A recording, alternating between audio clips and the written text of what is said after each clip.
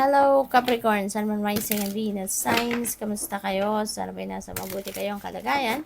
Welcome back po sa Star Tarot. At kung bago kayo rito, welcome din po kayo. Please subscribe, and leave me a comment, and like my videos.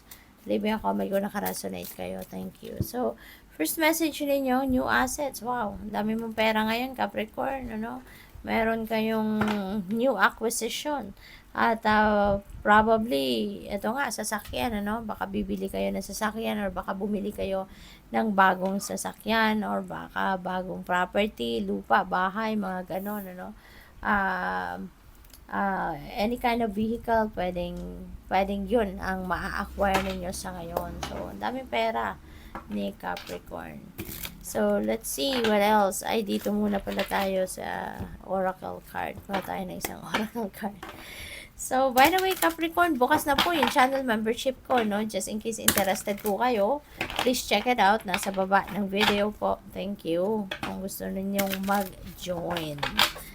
So, we have appetite, get out of your comfort zone. Aquarius, may opportunity, definitely, May opportunity dito ang iba sa inyo na magra-require sa inyo na lumabas sa inyong comfort zone. Maaaring yung opportunity na to, this is something na kailangan mong maging matapang ka, maging matatag ka, be fearless and bold, when you take advantage of this. Kasi hindi ito siguro yung nakasanayan mo, hindi ito yung komportable kang gawin, Yung ganon. Kaya, pwede rin, pwede rin na ito na yung time ninyo talaga para mag-grow kayo, mag-drive kayo, mag-evolve kayo, 'di ba? Kaya ibibigay na sa iyo ng universe itong opportunity na to, Para ma-push ka, kumbaga, na sumubo ka na ng mga bagong bagay, sumubo ka na ng bagong avenues, yung mga ganon. So, maraming salamat din, Capricorn, sa mga hindi nag-skip ng ads dyan. Thank you for your support. At sa mga nagpapadala ng super thanks, maraming salamat po sa mga donasyon ninyo. At kung hindi pa kayo nakakapag-subscribe, subscribe na po kayo. At salamat sa mga nakapag-subscribe na. So, napakaganda, Meron tayong Wheel of Fortune, Temperance, the wait is over.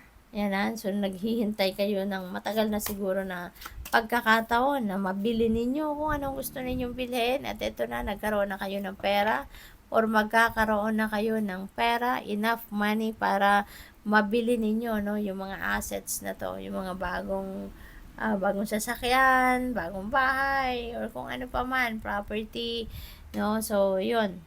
Siguro ngayon, you have that opportunity na you have the money, na you have the resources, kumbaga, para makuha ninyo yan, ma-acquire ninyo. So, pwede rin na matagal na kayo naghihintay ng swerte. Swerte is here, 'di ba? Maaaring matagal na ninyo ito pinagdadasal, matagal na kayo nagma-manifest na dumating na ang swerte sa inyo, and here you go. The wait is over. Nandito na si Wheel of Fortune at nagsisignify ito na saswertehin kayo, mababalot na kayo ng swerte sa specific area of life na to, money, career, and finances. So, the wheel is going to turn in your favor, magiging maswerte ka, mababalot ka ng swerte sa iba't ibang bagay dito na related sa pera, trabaho, karera, at negosyo. So, baka ang iba sa inyo rito, ito na yung breakthrough ninyo, na magiging mayaman na kayo, magkakapera na kayo, meron nang dadating dito siguro na financial blessings, financial opportunities na siyang maghahatid sa inyo ng kasaganaan, pagdating sa pera. Kaya napakaganda, ng swerte ninyo. We have 3 of swords though, tapos na to, pero alam mo, baka paminsan-minsan naaalala nyo pa Siguro kasi nabudol kayo dati, baka na-scam kayo, naloko kayo sa pera, sa business. So, this is negative energy, This is very negative na paminsan-minsan nalulungkot or nagagalit pa rin kayo regarding this. So, as much as possible, Capricorn, tanggalin nyo to. Huwag nyo, na kayo, learn to forgive those people na, and even yourself. At, sana matutunan nyo ng mag-move on, baka sana isipin niyo na, tanggapin niyo na lang na nangyari. You can take it back, no? Pero marami kang magagawa para mabawi mo, 'di ba? In other ways, no?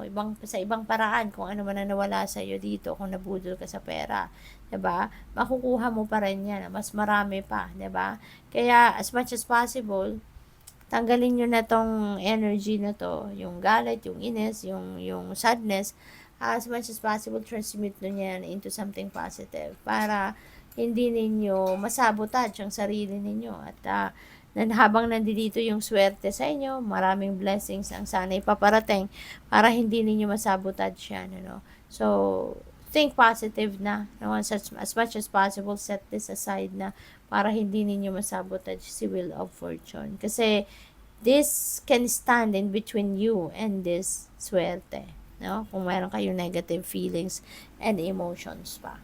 So, with the Page of Cups, may offer sa inyo rito. This is something exciting, no? Mas maging excited ka dito sa offer na to.